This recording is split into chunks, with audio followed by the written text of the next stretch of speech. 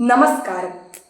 അഹിംസയുടെ ആൾരൂപമായ ഗാന്ധി 156 വർഷം മുമ്പ് 1869 ഒക്ടോബർ 2 ഗുജറാത്തിലെ പോർബന്തറിൽ പിറന്ന മോഹൻദാസ് കരംചന്ദ് ഗാന്ധി എന്ന മഹാത്മാജിയുടെ ഓർമ്മ ഇന്ത്യ എന്ന ഉപഭൂഖണ്ഡത്തെ മാത്രമല്ല, ലോകത്തിലെ സമാധാനകാംക്ഷികളായ സഹോദരങ്ങളുടെ എല്ലാം ഹൃദയങ്ങളെ ത്രസിപ്പിക്കുന്നുണ്ട്. കൂട്ടുകാരെ, ഒക്ടോബർ 2 ഗാന്ധി ജയന്തി, മഹാത്മാജിയുടെ ജന്മദിനം. ലോക മനസ്സിൽ അഹിംസയുടെയും സത്യത്തിന്റെയും ആൾരൂപമായ ഗാന്ധി ഇന്ന് വീണ്ടും ഉയർക്കുകയാണ്. ജനകോടികളുടെ മനസ്സിൽ ഗാന്ധിസം എന്ന സമാധാന സന്ദേശമായി. കാലം കാണാൻ കൊതിച്ചുറങ്ങിയ സുന്ദര സ്വപ്നമാണ് ഗാന്ധി.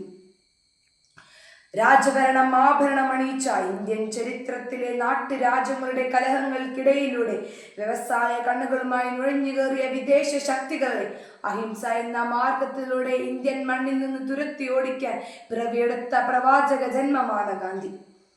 നിങ്ങളെ ഞാൻ അക്രമം പഠിപ്പിക്കുകയില്ല, കാരണം അതിൽ ഞാൻ വിശ്വസിക്കുന്നില്ല.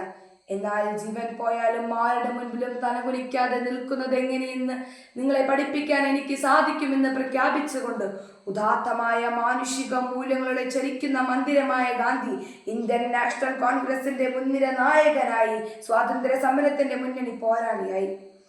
ഹിന്ദുത്വവും ജൈനിസവും ക്രിസ്തീയതയും ഏറെ സ്വാധീനം ചെലുത്തിയ ഗാന്ധി മനസ്സിൽ ഭഗവത്ഗീതയും ബൈബിളിലെ അഷ്ടഭാഗ്യങ്ങളും ദേവാസുരമായി.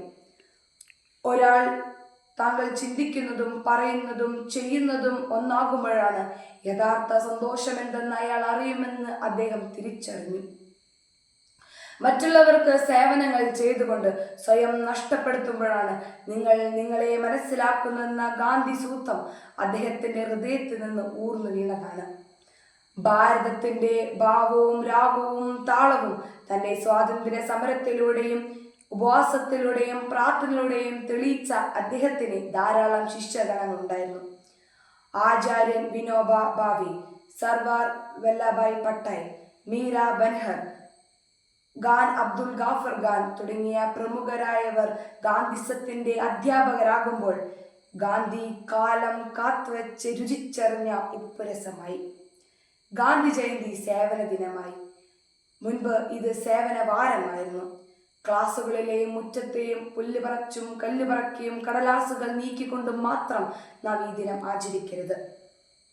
ഭാരതത്തിന്റെ സാമൂഹ്യ വളർച്ചയുടെ വഴിയിൽ തടസ്സമായി നിൽക്കുന്ന ഛദ്രവാസങ്ങളുടെ മാലിന്യങ്ങളെ തൂത്തെറിയുവാൻ നമുക്ക് സാധിക്കണം. ഇന്ത്യ സ്വാതന്ത്ര്യത്തിന്റെ വഴിയിലൂടെ നടക്കട്ടെ.